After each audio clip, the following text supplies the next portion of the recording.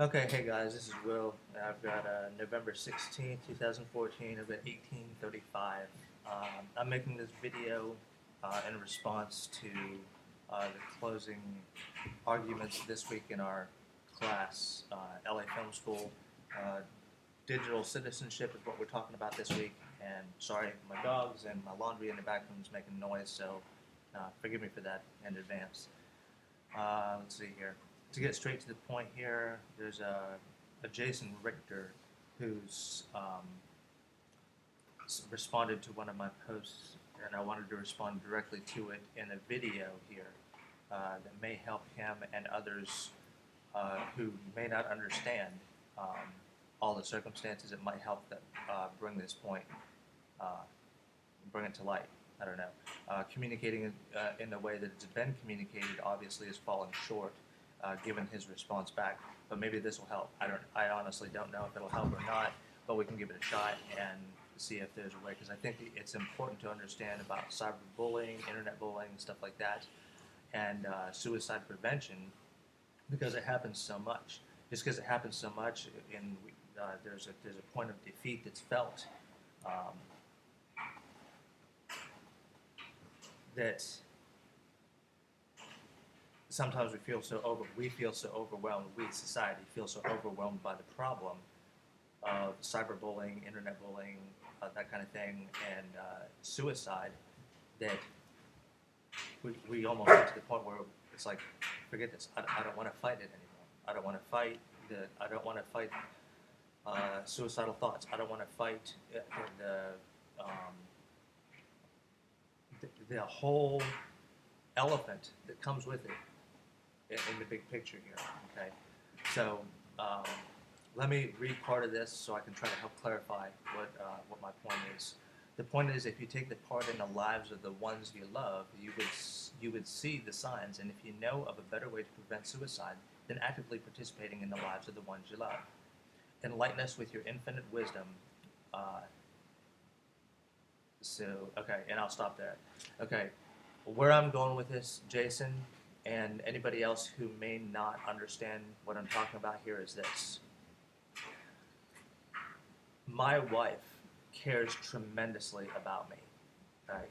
As an Iraqi freedom veteran, okay, I served 15 and a half years in the Marine Corps.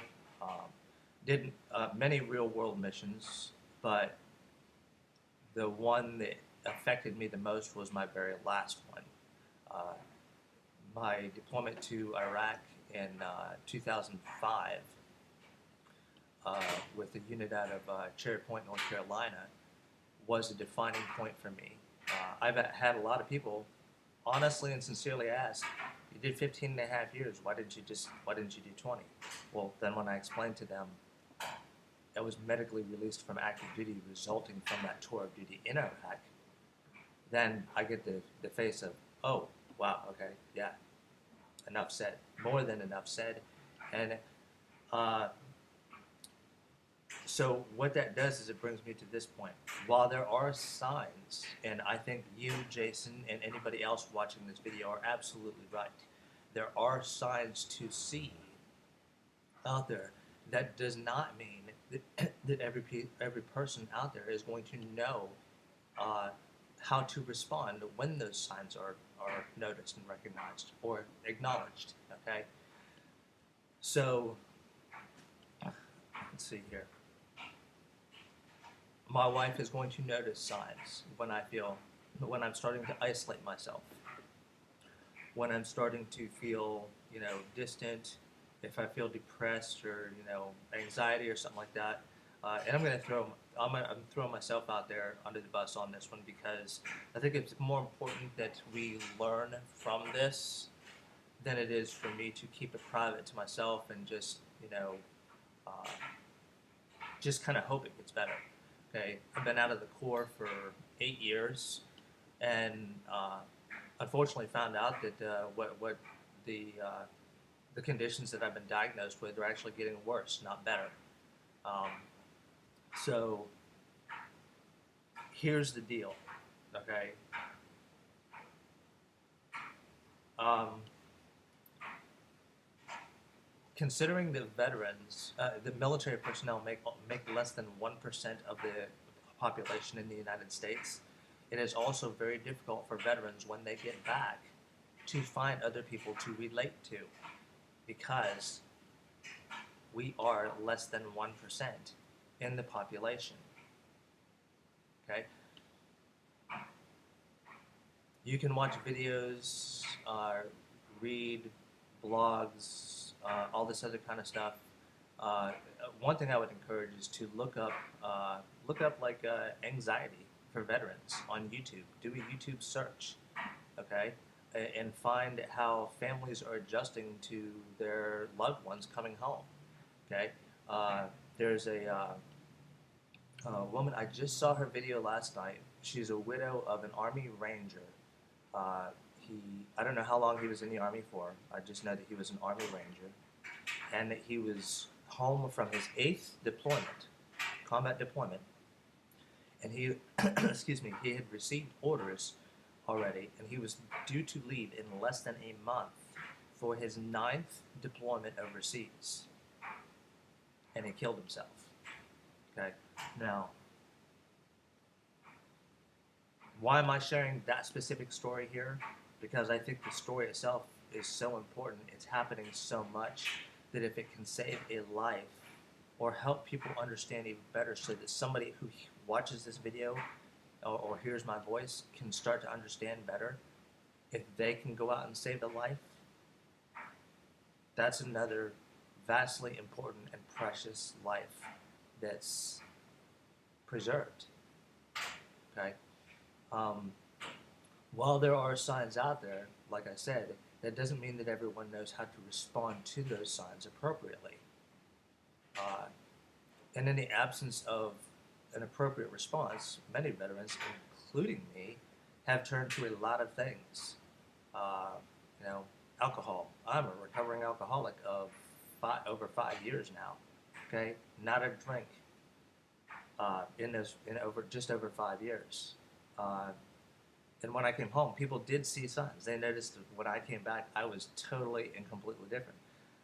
So it's not a question of recognizing those signs. It's a question of knowing how to respond to those signs. And hindsight is always 20/20. So since we don't have the answers, we can at least try to educate ourselves on the information that we have now. The signs are there. But even in the midst of some of the most profound signs and attempting to respond to people who need that help,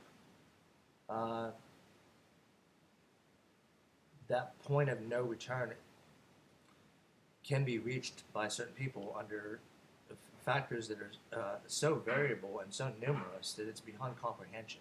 Okay? So what I'm trying to explain here to you, Jason, and anybody else who may have the question too, is when it comes to suicide, is it as easy as noticing the signs? I think it used to be as easy as noticing the signs decades ago. I think the signs are so obvious now that to hear that an Iraqi veteran, excuse me, any veteran from military service right now has PTSD or is a candidate for being diagnosed with PTSD or some diagnosis, medical condition having to do with anxiety. It's so acknowledged now that it's almost routine. Okay, it's expected. Okay. And I think the fact that that's so many are aware of that is a good thing. Okay, but we are just now responding with making programs available to veterans who have that problem. That there are other options, opportunities out there. A lot of them just haven't been discovered yet. Excuse me. Wow. Also, you think about it, for those who have been watching the news, the Phoenix VA is on the It's one of the hospitals here in the United States where this whole scandal took place in the first place. Okay, I live in Phoenix, so if you think that I'm going to entrust my medical care, uh, physical or mental health care, to a hospital where they are the reason for the scandal and everything, it got so bad that the president sent a team to investigate specifically to Phoenix, that says something right there. Okay? So that means that me and God only knows how many other veterans out there like me living in this area who didn't trust the VA in the first place because of the fight that we had to put up to in order to get the benefits that we already deserved when we got back. Uh, we had to put up that fight, and now there are people that I know, loved ones in my family. Well, why don't you just go to the VA about this? It's like, okay, wait a minute. Did you not just hear the news about how the VA, how this Phoenix VA hospital is not taking care of their veterans? So, in light of, uh, my family, after so many years, saying, okay, well, what about this approach? What about this approach? Oh, well, the VA is saying this. It's like, yeah, the VA has been saying this. It is now saying this, but okay, there also has to be an establishment of trust in order for me to be willing to go to the VA. Okay, that in itself. So I guess there's another issue there that I wasn't thinking about before. Was the issue of trust? You know, would I trust with the exchanges that we've had going back and forth, Jason? Would I trust you and come to you with information and experiences that I've had that are so personal and intimate, and so devastating that you could actually hear and try to understand, because you'll never relate, okay? But you can try to understand that while these two hands are capable of saving lives in combat, these two hands have also been trained to take lives, okay? And so I reach a point now where after after trying to explain it to you, you specifically, Jason, and anyone else who's trying to understand this so many times, that I'm looking for other opportunities to try to think, okay, well, if explaining it this way didn't work, what is another way to explain it? Because there's always a way. Okay, there's always a way to communicate it so that other people can understand. Whether or not other people are open or receptive or even want to acknowledge what's being told to them is a totally and completely different story. Okay, you don't have to agree with the information that's being presented to you. That doesn't make the information presented to you any less accurate than what it is, or any less honest, or anything. Okay, so let's see here. I think that's about it as far as this is concerned. I don't know. There's a lot of other things that you Jason brought up on here, and I'm surprised with it being a college forum that you actually brought this into a college forum. But after seeing your first couple of rebuttal posts against mine, I'm not really surprised anymore. I've had worse debates, and I've had far worse attacks than you can possibly imagine, which actually make the little ones that you put in here pretty small, to be honest with you. You're gonna have to put some more thought into this as far, and feel free to look me up on Facebook or email me. My email is available if you look under the people in our classroom and stuff like that. I would like to encourage you, Jason, to just the personal rants and statements, crazy, stupid comments you make on here. I don't know. It doesn't affect me. I mean, the William Short Bus Express is nowhere broke down and is busted once again. Good news, at least there's two of you. One can push while the others stare.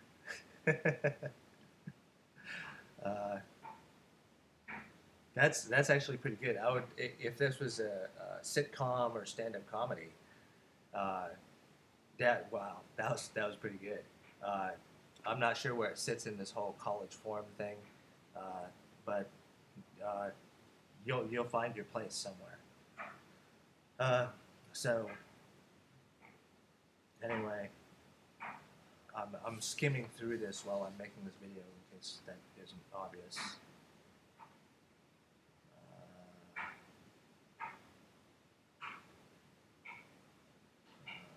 Yep, I think that's about it.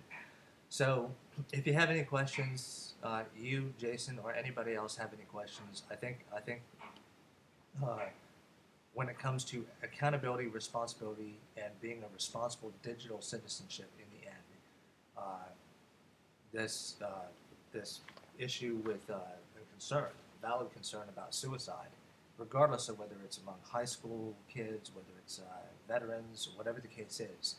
Um, the amount of bloodshed is still the same, regardless of who it's coming from, uh, and the fact that that trauma isn't recognized or acknowledged until after the fact is sad. It's extremely sad. I've lost a couple friends to suicide, um, you know, and not being able to go back and undo that, or take a moment where instead of prioritizing one area here and reprioritizing it over here for just a couple minutes, that could have made a difference. That's a moment. Those are times that anybody who is in a position to make a difference, you don't forget about those times, and you're constantly second guessing yourself as to, okay, well, did I make the right choice here? If I would have made a different choice, would it have made a difference? You know, there are some people who say that once people make a decision to commit suicide, that's it. There is no stopping them. Well, I disagree with that. Okay, and we'll leave that at that for now. But there are tools out there, um, and it's not a question of whether or not we acknowledge the signs. It's how we respond to them.